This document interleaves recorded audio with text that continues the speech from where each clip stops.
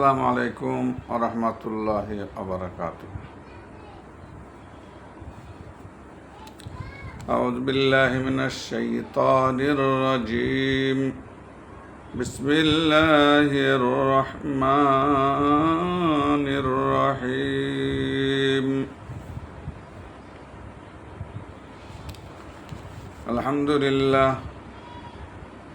الحمد لله نحمده ونستعينه ونستغفره ونؤمن به ونتوكل عليه ونعوذ بالله من شرور أنفسنا ومن سيئات أعمالنا من يهده الله فلا مضل له ومن يضلله فلا هادي له إن الله وملائكته يصلون على النبي يا أيها الذين آمنوا صلوا عليه وسلموا تسليما اللهم صل على سيدنا ونبينا وصفينا وحبيبنا مولانا محمد وعلى آله وأصحابه وأهل بيته وأولياء أمته أجمعين আলহামদুলিল্লাহ। সমস্ত তারিফ ও প্রশংসা সে মহান আল্লাহ তাআলার জন্য।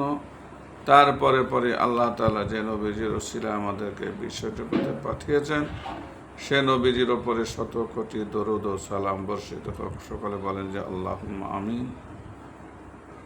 সাল্লাল্লাহু আলাইহি সাল্লাম। অন্যান্য নবী আলাইহিস সালাম গণেরা আমাদের নবীর উম্মত যে দোয়া করেছেন, আমরা দোয়া না করলেও তিনি যে আমাদেরকে মেহেরবানি করে এ নবীজির উম্মত করে পাঠিয়েছেন, সেজন্য আল্লাহর কাছে শুকরিয়া আদায় করি, বলেন আলহামদুলিল্লাহ। দুনিয়াতে যে আল্লাহ তাআলা 18,000 মখলুকাত আল্লাহ সৃষ্টি করেছেন, 18,000 মখলুকাতের সর্বশ্রেষ্ঠ আল্লাহ মানুষকে করেছেন, ফেরেশতাদেরকেও শ্রেষ্ঠ বলে ঘোষণা করেন নাই। আর দুনিয়াতে যা কিছু আল্লাহ সৃষ্টি করেছেন সব কিছুই মানুষের উপকারের জন্য, মানুষের জন্য আল্লাহ সৃষ্টি করেছে, জিন এবং ইনসানের জন্য। আর আমাদের জন্য আল্লাহ তাআলা আখিরাতে অফুরন্ত নিয়ামত জান্নাত রেখেছে, যারা আল্লাহর আজ্ঞাবহ দাস, আল্লাহর হুকুম যারা মেনে চলবে, নবীর তরিকা অনুযায়ী চলবে, তাদের জন্য দুনিয়া আখিরাত সমস্ত নিয়ামত আল্লাহ মওজুদ রেখেছেন, রাখবেন। পক্ষান্তরে যারা আল্লাহর নাফরমানি করবে, নবীজির আদর্শ তরিকা অনুযায়ী চলবে না, তাদের জন্য দুনিয়া আখিরাতে সব জায়গাতে ক্ষতি। তাই যারা দিনদার মানুষ, আল্লাহওয়ালা মানুষ, তাদেরও সংসার ধর্ম ছিল। আল্লাহর পরই যার স্থান সেই নবীজি হযরতে বাবা মুহাম্মদ রাসূলুল্লাহ সাল্লাল্লাহু তাআলা আলাইহি ওয়াসাল্লাম। তিনিও সংসার ধর্ম, তার বিবি ছেলে মেয়ে সব ছিল। তাহলে আমি এখানে এটাই বোঝাতে চাইছি যে দিনদারির সঙ্গে যদি দুনিয়াদারি যদি করা হয়, তাহলে দুনিয়া ও আখিরাতে কোনো ক্ষতি হবে না। এরকম বহু আল্লাহর ওলিরা ছিল, বেশিরভাগই সংসার ধর্ম পালন করেছেন। এই গুনাহগাটা হয়তো দু একটা হয়তো করেনি, ওটা ধর্তব্যের মধ্যে নয়। আর আমার নবী বলেছেন, মান আহাব্বা সুন্নতি ফাকাদ আহাব্বানি ওয়া মান আহাব্বানি কানা মাইয়া ফিল জান্নাহ। নবীজির আদর্শ তরিকা অনুযায়ী যে চলে, তারাই সবথেকে শ্রেষ্ঠ। তাদেরকে সঙ্গে করে নবীজি জান্নাতে নিয়ে যাবেন, বা তাদের সঙ্গে নবীজি থাকবে। কিন্তু পক্ষান্তরে যারা নবীর সুন্নত তরিকা অনুযায়ী চলে না, তাদের কোনো স্থান নেই। তো দিনদারির সঙ্গে দুনিয়াদারি করতে হবে। যারা দিনদারির সঙ্গে দুনিয়াদারি করেছে, তাদেরও বিবি ছেলে মেয়ে সমস্ত কিছু, তাদের খাওয়া দাওয়া সব কিছুই হয়েছে। তাই আপনারা এই আল্লাহর ওলিদের জীবনে আমি আলোচনা করি, একটা করে এই জীবনীগুলো শুনবেন। শুনতে খারাপ লাগলেও আল্লাহর ওলিদের জীবনে ইনশাআল্লাহ দুনিয়া আখিরাত উপকার হবে। আজকে আমি আলোচনা করব হযরত ইমাম আহমদ ইবনে হাম্বল রাহমাতুল্লাহ আলাইহি হুজুরের জীবনী। আউযু বিল্লাহি মিনাশ শাইতানির রাজিম। বিসমিল্লাহির রহমানির রহিম। ইসলামের ইতিহাসে মুতাজিলা সম্প্রদায়ের আবির্ভাব একটি বিশেষ ঘটনা। তেমনি আশআরিয়া সম্প্রদায়ের আন্দোলন উল্লেখের দাবি রাখে। এ ব্যাপারে মুসলিম জগতে বহু মতভেদ আছে। যেমন মুতাজিলা গোষ্ঠী বলেন কোরআন আল্লাহর সৃষ্টি বস্তু, কিন্তু অনেকে এ বিষয়ে সহমত পোষণ করতেন না। এমন একজন সুপ্রসিদ্ধ আলেম হলেন হযরত আহমদ ইবনে হাম্বল রাহমাতুল্লাহ আলাইহি। তিনি বলেন কোরআন সৃষ্টি নয়, আর এই জন্য বাগদাদের শাসক তাকে নির্মমভাবে নির্যাতন করেন। তার ওপর 1000 বার বেত্রাঘাত করা হয়। তার পরনের পাজামা খুলে পড়ার উপক্রম হয়। কিন্তু আল্লাহ অলৌকিক দুখানি হাত সৃষ্টি করে তার ইজ্জত রক্ষা করেন। হাত দুখানি পরনায় তার পাজামা পরিয়ে দিয়ে মিলিয়ে যায়, কিন্তু এত নিগ্রহ সহ করেও তিনি তার বিশ্বাস ও মতবাদে অটল থাকেন। কথিত আছে তাকে যখন বন্দী করে আনা হয়, তখন দরবারের এক দারোয়ান তাকে একান্তে বলল, আপনার কোনো ভয় নেই, আপনি আপনার মতে অবিচল থাকবেন। দারোয়ান আরো বলে, একবার চুরির দায়ে আমারও 1000 বেত্রদণ্ড হয়, তবুও আমি আমার অপরাধ স্বীকার করিনি। শেষ পর্যন্ত মিথ্যার ওপর অনড় হয়ে দাঁড়িয়েও আমি মুক্তি লাভ করি, কিন্তু আপনি তো দাঁড়িয়ে আছেন সত্যের ওপর। অতএব আল্লাহর রহমতে আপনার জয় সুনিশ্চিত। দারোয়ানটির কথা হযরত আহমদ রাহমাতুল্লাহ আলাইহি আজীবন ভোলেননি, কেননা সত্যি সেদিন তিনি মুক্তি লাভ করেছিলেন। অবশ্য এ কথা ঠিক, তাকে ছেড়ে দেওয়া হলেও ওই বেত্রাঘাতের ফলেই তার মৃত্যু হয়। ইসলামের ইতিহাসে এ ঘটনা বড়ই দুঃখজনক। মৃত্যুকালে তাকে জিজ্ঞেস করা হয়, যারা আপনাকে এভাবে প্রাণ ত্যাগে বাধ্য করল, তাদের সম্পর্কে আপনার অভিমত কি? তিনি জবাব দেন, তারা আমাকে গোমরাহ মনে করে এরূপ করেছে, কাজেই রোজ কিয়ামতে তাদের বিরুদ্ধে কোনো অভিযোগ জানাবো না। সুতরাং তার বিরুদ্ধে যে অপবাদ দেওয়া হলো, তিনি তা থেকে মুক্ত ছিলেন। ধর্মনিষ্ঠার দিক দিয়ে তার মর্যাদা যেমনই ছিল প্রশ্নাতীত, নির্যাতিত হয়েও অকারে তেমনই ছিলেন অসাধারণ মেধার অধিকারী। আল্লাহর প্রতি আত্মনিবেদিত এই মানুষটি অকারণে মৃত্যুবরণ করতে বাধ্য হন। ধর্মাচরণে তিনি কতখানি সতর্ক ছিলেন তা একটি ঘটনায় অনুমান করা যায়। তার পুত্র একবার একটি হাদিস পাঠ করে হাত বাড়িয়ে তার শ্রোতাদের বুঝিয়ে দিচ্ছিলেন। হাদিস হলো, আল্লাহ স্বয়ং হযরত আদম ইসলামের দেহের মাটির খামির করেছিলেন। আহমদ রাহমাতুল্লাহ তার পুত্রকে বললেন, তুমি যখন এই হাদিসটির ব্যাখ্যা করবে, তখন কখনো ওভাবে হাত বাড়িয়ে তার অর্থ বোঝাবে না। বাতের অসুখে ভুগছেন এক বৃদ্ধ, ওঠা বসার ক্ষমতা নেই। তিনি তার পুত্রকে পাঠালেন ইমাম আহমদ রাহমাতুল্লাহ এর কাছে। তিনি যদি দোয়া করেন, তাহলে আল্লাহ হয়তো তাকে রোগ মুক্ত করবেন। পুত্র হযরতের দরবারে এসে মায়ের কথা নিবেদন করল। তিনি অজু করে নামাজে নিমগ্ন হলেন। আর এ ফাঁকে তার এক সেবক যুবকের কানে কানে বললেন, তুমি এখন চলে যেতে পারো, তোমার মাকে দোয়া করার জন্যই তিনি নামাজে মশগুল হয়েছেন। তার কথা শুনে যুবক বাড়িতে ফিরল আর অবাক হয়ে দেখল মা সম্পূর্ণ সুস্থ হয়ে উঠেছে। সুবহানাল্লাহ, সুবহানাল্লাহ, আলহামদুলিল্লাহ, আল্লাহু আকবার। একবার এক লোক উঁচু জায়গায় বসে ওযু বানাচ্ছে। এমন সময় এলেন ইমাম আহমদ রাহমাতুল্লাহ আলাইহি। তিনি এক নিচু জায়গায় বসে ওযু করতে শুরু করলেন। লোকটিরও তখন নিচে নেমে এসে অজু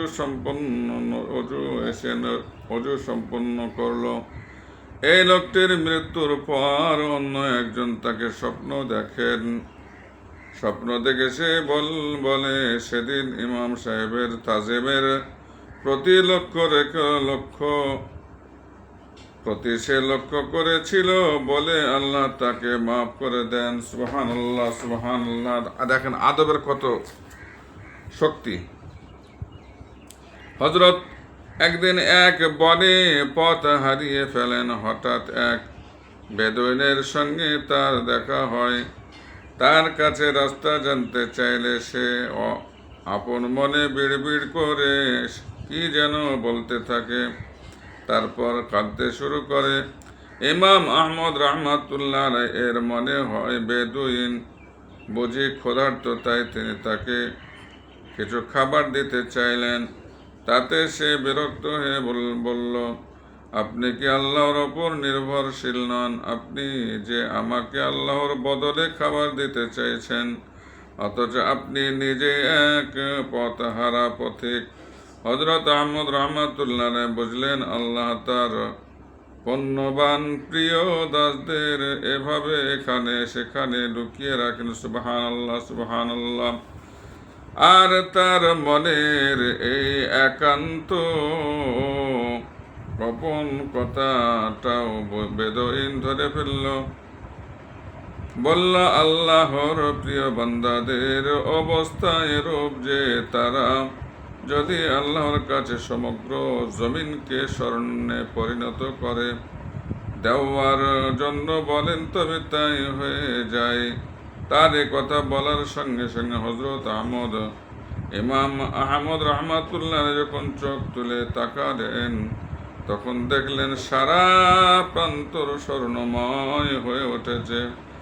আর ঠিক এ সময় অদৃশ্য শব্দ ধ্বনিত হলো, হে আমার অত্যন্ত প্রিয় বান্দা, যদি আমাকে বলে তবে তৎক্ষণাৎ সমগ্র সৃষ্টিকে এর পদানত করতে পারি।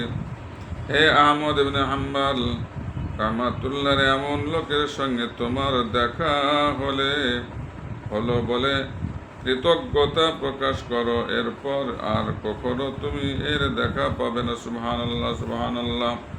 হযরত আহমদ রাহমাতুল্লাহ এর পুত্র 1 বছর স্পেনে কাজী পদে নিযুক্ত ছিলেন। একদিন ইমাম আহমদ রাহমাতুল্লাহ এর বাবুর্চি পুত্রের আটা খামিরের সঙ্গে আরো কিছু আটা মিশিয়ে রুটি বানিয়ে তাকে খেতে দেয়।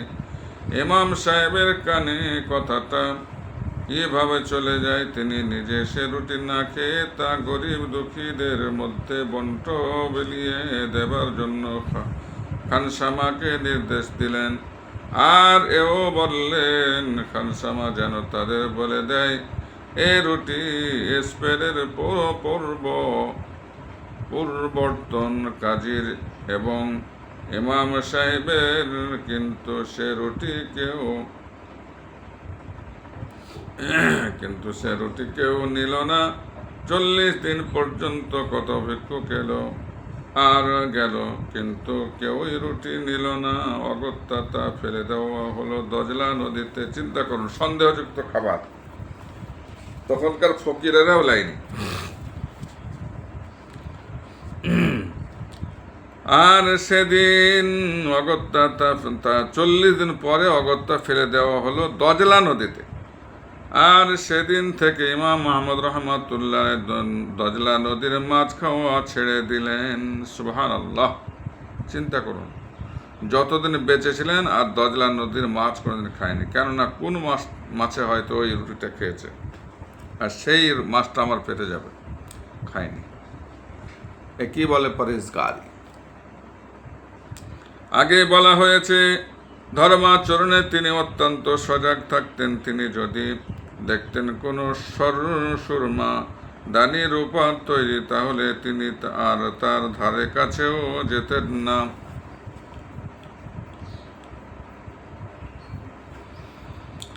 হযরত সুফিয়ান সৌরি রহমাতুল্লাহ আলাইহি, হযরত সুফিয়ান সৌরি রহমাতুল্লাহ মক্কায় অবস্থান করেছেন। তার কাছ থেকে হাদিস শোনার জন্য ইমাম আহমদ রহমাতুল্লাহ আলাইহি মক্কায় গেলেন। প্রতিদিনই তিনি তার দরবারে হাজির থাকেন, কিন্তু একদিন কোনো কারণবশত এলেন না। হযরত সুফিয়ান রহমাতুল্লাহ তার খোঁজে এক শিষ্যকে পাঠালেন। খাদেম গিয়ে দেখেন ইমাম আহমদ রহমাতুল্লাহ শতচ্ছিন্ন একখানি কাপড় পরে চুপচাপ বসে রয়েছেন ঘরে, যেন আত্মগোপন করে আছেন। জানা গেল তার একমাত্র লুঙ্গি ও জুব্বা ধোপাকে ধুতে দিয়ে তিনি এই পোশাক পরে কোনো রকমের লজ্জা নিবারণ করেছেন। তার এই অবস্থা দেখে খাদেম বলল, হুজুর, আমি কিছু টাকা দিচ্ছি, আপনি পরনের কাপড় তৈরি করুন। ইমাম আহমদ রহমাতুল্লাহ বললেন, আমি মানুষের দান গ্রহণ করি না। খাদেম বললেন, তাহলে আপনি ধার নিন। কিন্তু তাতেও তিনি রাজি হলেন না। তখন খাদেম বললেন, আপনি আমাদের ওখানে আর যেতে চান না, কিন্তু আপনি যতদিন না ওখানে যাচ্ছেন ততদিন আমিও এখান থেকে যাব না। বেশ মুশকিলে পড়লেন ইমাম আহমদ রহমাতুল্লাহ রায়। বললেন, তাহলে এক কাজ করো, আমার একখানি বইয়ের পাণ্ডুলিপি আছে, দেখো, যদি তা বিক্রি করতে পারো। যদি বিক্রি হয় তাহলে যা দাম পাওয়া যাবে তা দিয়ে 10 গজ মোটা কাপড় কিনে আনো। 5 গজ দিয়ে পাজামা আর বাকি 5 গজ দিয়ে জামা বানানো যাবে। খাদেম বললেন, মোটা কাপড় কেন হুজুর? এবার ধমক দিলেন ইমাম সাহেব, যা বলছি তাই করো।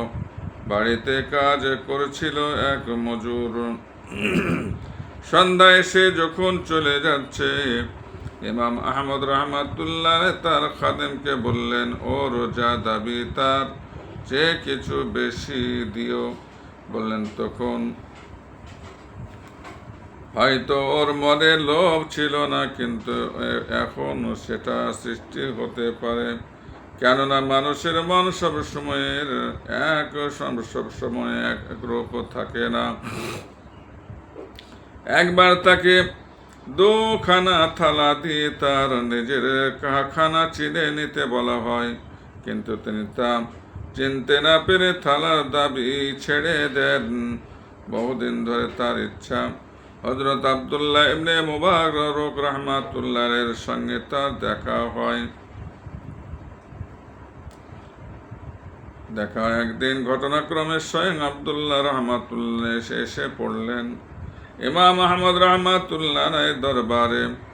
আর এ খবর তিনি পেয়ে গেলেন তার পুত্র সালেহ মারফত। বলা বাহুল্য, হযরত আহমদ রহমাতুল্লাহ খবরে খুব খুশি হলেন, কিন্তু তার পুত্রকে বললেন, আব্দুল্লাহ রহমাতুল্লাহকে নিয়ে তিনি যেন এখনই ঘরে না আসেন, অর্থাৎ তিনি এখনই তার সঙ্গে দেখা করবেন না। পিতার কথায় পুত্র বিস্মিত হয়ে যায়।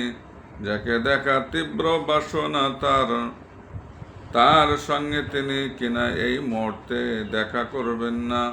আশ্চর্য পুত্রের মনোভাব বুঝতে পেরে আহমদ রহমাতুল্লাহ রায় বললেন, আমি কি ভাবছি জানো? তার কথাবার্তা আচরণ এত আকর্ষণীয় যে তার সঙ্গে দেখা সাক্ষাতের পর আমি হয়তো তার প্রতি বিশেষভাবে আকৃষ্ট হয়ে পড়ব। তারপর তার বিচ্ছেদ ব্যথা আমার পক্ষে দুর্বহ হবে। তার চেয়ে ভালো যে তার দর্শন প্রত্যাশা নিয়ে এভাবে দিন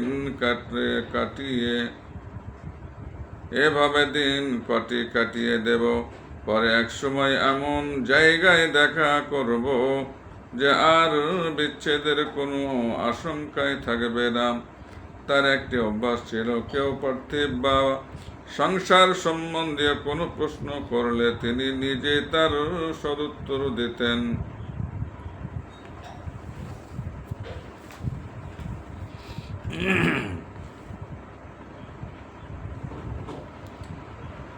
কিন্তু সেটি যদি আধ্যাত্মিক প্রশ্ন হতো তাহলে প্রশ্নকারীকে পাঠিয়ে দিতেন হযরত বিশর হাফি রাহমাতুল্লাহ আলাইহির কাছে। তিনি বলতেন, আল্লাহ পাক আমার প্রতি ভয়ের দরজা খুলে দেওয়ায় আমি তার কাছে দোয়া করেছি, এর ফলে আমার অবস্থা এমন হয়েছে যে আমি যেন একেবারে নির্বোধ হয়ে চলেছি। ইমাম আহমদ রাহমাতুল্লাহ রায় বাগদাদে বাস করতেন, কিন্তু বাগদাদের রুটি খেতেন না। তিনি বলতেন, হযরত ওমর রাদিয়াল্লাহু তাআলা আনহু যুদ্ধ জয়ের জন্য বাগদাদের মাটি ওয়াকফ করে দিয়ে গিয়েছেন। তিনি মোসেল থেকে আটা এনে রুটি তৈরি করে খেতেন। তার পুত্র সালেহ 1 বছর স্পেনের কাজী ছিলেন। সালেহ খুবই ধর্মনিষ্ঠ ছিলেন। রাত্রে মাত্র 2 ঘন্টার বেশি ঘুম যেতেন না, ইবাদতে কাটিয়ে দিতেন। বাড়ির সামনে একখানি ঘর তৈরি করে সেখানেই থাকতেন, কেননা কেউ যেন কোনো নালিশ জানাতে এসে ফিরে না যায়। কিন্তু তবু হযরত আহমদ রাহমাতুল্লাহ আলাইহি পুত্রের এই পদ গ্রহণে কোনো দিন খুশি হননি, বরং ঘৃণা চোখে দেখেছেন। তাকে প্রশ্ন করা হয়, আল্লাহর দিদার লাভ কিভাবে সম্ভব? তার উত্তর, কোরআন শরীফের মাধ্যমে। প্রশ্ন, ইখলাস কি? উত্তর, কাজকর্মের বাধা বিঘ্ন, তর্ক বিতর্ক এড়িয়ে শুধু আল্লাহর উদ্দেশ্যে কাজ করাই ইখলাস। প্রশ্ন, তাওয়াক্কুল কাকে বলে? উত্তর, আল্লাহর প্রতি অবিচল বিশ্বাস ও নির্ভরতাই তাওয়াক্কুল। প্রশ্ন, রেজা কাকে বলে? উত্তর, যে কোনো কিছু আল্লাহ পাকের খুশির উদ্দেশ্যে উৎসর্গ করা। প্রশ্ন, ভালোবাসা কি? উত্তর, এই প্রশ্নটি হযরত বিশর হাফিকে জিজ্ঞেস করা হোক, তার বর্তমানে আমি এর জবাব দেব না। প্রশ্ন, জোহদ বা সংসার বিরাগ কি? উত্তর, এটি 3 প্রকার, যথা 1, অবৈধ জীবিকা বর্জন, এটি সাধারণ সংসার বিরাগীদের জন্য। 2, বৈধ জীবিকা থেকেও লোভ সংবরণ, এটি হলো বিশেষ সংসার বিরাগ। 3, যে বিষয় বস্তুগুলো আল্লাহ থেকে বিচ্ছিন্নতা বর্জন করা, এগুলো হলো আরেফগণের সংসার বিরাগ। প্রশ্ন, যেসব মূর্খ সুফি তাওয়াক্কুল করে মসজিদে অবস্থান করেছে তাদের সম্পর্কে কি বলা যায়? উত্তর, তারা মূর্খ নয় বরং জ্ঞানী তাদের এরূপ করেছে। প্রশ্ন, মনে হয় এরা শুধু রুজি রুটির ব্যবস্থার জন্যই এ পথ ধরেছেন। উত্তর, দুনিয়াতে এমন কেউ নেই যে রুজি রুটির মুখাপেক্ষী নয়। ইমাম আহমদ রাহমাতুল্লাহ আলাইহি এর অন্তিম মুহূর্ত ঘনিয়ে এলে তার কথা বলতে বড় কষ্ট হয়, শুধু হাতের ইশারা চলে। এক সময় তার পুত্র জিজ্ঞেস করেন, আপনার অবস্থা কিরূপ? তিনি বললেন, এখন জবাব দেবার সময় নয়, সংকটকার উপস্থিত। এখন কেবল দোয়া করার সময়। আমার চারপাশে এখন যারা বসে রয়েছে তাদের মধ্যে ইবলিশও আছে। সে আফসোস করে বলছে, আমি বুঝি তার হাত থেকে নিরাপদে পার হয়ে গেলাম। ওর কথা শুনে এখনো আমার ভয় হয়, যদি আল্লাহর অনুগ্রহে মুক্তি পেয়ে যায় তো। এটুকুই শুধু ভরসা। কথাগুলো শেষ হওয়ার সঙ্গে সঙ্গে তিনিও শেষ নিঃশ্বাস ত্যাগ করেন। ইন্না লিল্লাহি ওয়া ইন্না ইলাইহি রাজিউন। কথিত আছে, তার মরদেহ কবরস্থানে নিয়ে যাবার সময় অনেক পাখি তার ওপর উড়ছিল আর ছটফট করছিল। এই দৃশ্য দেখে প্রায় 2000 ইহুদি, খ্রিস্টান ও অগ্নি পূজক ইসলাম গ্রহণ করেন। মুহাম্মদ ইবনে খুজাইমা রাহমাতুল্লাহ বলেন, মৃত্যুর পর তিনি ইমাম সাহেবকে স্বপ্নে দেখেন। তিনি ধীর পায়ে চলেছেন, কোথায় যাচ্ছেন জিজ্ঞেস করলে বললেন, দারুস সালাম একটি জান্নাতের নাম। আল্লাহ আপনার সঙ্গে কেমন আচরণ করলেন? এই প্রশ্নের উত্তরে বললেন, তিনি আমাকে মাফ করেছেন, মাথায় পরিয়ে দিয়েছেন মর্যাদার তাজ, আর পরিয়েছেন সম্মানের জুতা, আর বলেছেন, কোরআন পাককে সৃষ্টি বস্ত্র বলে স্বীকার না করার ফলেই তোমার মর্যাদা এভাবে বৃদ্ধি করা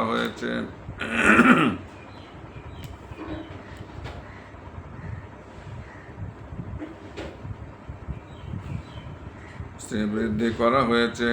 তারপর আল্লাহ আমাকে আদেশ করলেন, সুফিয়ান সাওরীর নিকট যে দোয়াটি শিখেছ তা পাঠ করো। আমি পাঠ করলাম, সব কিছুই আপনার কুদরতের মুষ্টিবদ্ধ, সব কিছুর ওপরই আপনি শক্তিশালী। আমি কি চাই তা জিজ্ঞেস করবেন না। আপনার যা ইচ্ছা আপনি তাই দান করুন। অতঃপর তার নির্দেশ অনুযায়ী আমি জান্নাতে প্রবেশ করলাম। এক তাপসকে জিজ্ঞেস করা হয়, ইমাম আহমদ ইবনে হাম্বল রাহমাতুল্লাহ আলাইহির শক্তি জীবিতকালে বেশি ছিল না ইন্তেকালের পর। তিনি বলেন, ইমাম সাহেবের দুটি দোয়া আল্লাহর দরবারে কবুল হয়। দোয়া দুটি ছিল, হে দয়াময়, যাদের ঈমান দেননি তাদের ঈমান দান করুন, আর যাদের ঈমান দিয়েছেন তাদের ঈমান যেন বহাল থাকে।